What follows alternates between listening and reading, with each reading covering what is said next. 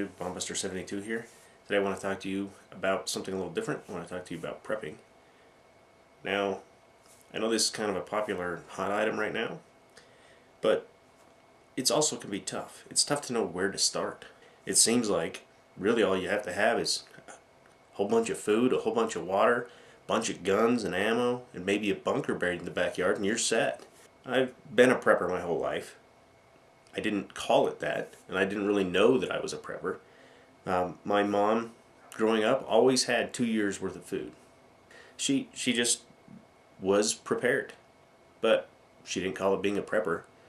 So it came time for me to build up my own stores, and I was really confused. Where do I start? What do I need? Maybe I really just need to have that crap ton of food and water, guns, ammo, and a bunker in the backyard, but that really just wasn't working for me. So I had to have my own starting place. Where do I start? How do I do this? And so I came up with my own method. So in the end, I settled on a time-phased competency type approach. Now, there are 3 distinct phases in this, and you have short-term, intermediate term, and long-term. Obviously, the short-term is the most likely to happen, but the long-term carries the most grave consequences. I think if you're on a budget, you're starting out, you need to start with the short term. That's the most likely to happen, so you need to be prepared for that 1 week event. The short term I consider is anything from 1 day to a week. It's the most likely you're going to encounter. It's the most likely to happen. You need to stay aware of your situation if you're in this 1 week emergency. It's during this time that you need to have your emergency bug out kit. Some people call it a 72-hour kit, but I think you need more than 72 hours worth. I think a week's worth is good for that type of thing. You also need some sustainment type items. That takes us to intermediate term, which I consider anywhere from 7 days out to 90 days. I know that sounds like it's not.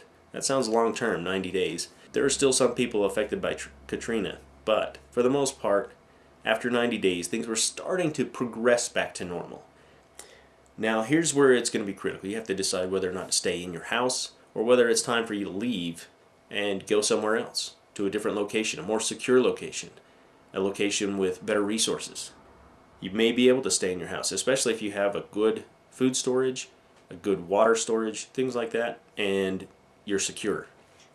So long term is anywhere from 90 days plus. I mean, it could be 90 days, it could be a year, it could be longer than that.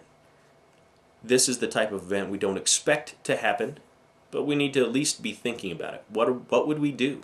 What are we going to do if a world-changing event takes place? They've happened in the past. They'll happen again. Maybe not in our lifetime. Probably not in our lifetime. So now that gets us, I talked about the time phases. Now let's talk about the competencies. I'm in the military, so I like to use acronyms. So I'm going to give you another one, and it's prepared. Okay, this is how I break down the training and equipment. P is potable water. R is rations, which is food. E is escape. P is protection and security. A is aid, medicine, and hygiene. R is roof, for shelter and fire. E is emergency communications. And D is diversions, which is comfort. So to sum it all up, my time phases of short, intermediate, and long term, starting with the short term so that you're prepared for those that are most likely to happen, and then moving on with the competencies, which is the prepared acronym that I talked about. And next time, I'm going to talk about potable water more in depth. Bombuster72 saying, be safe.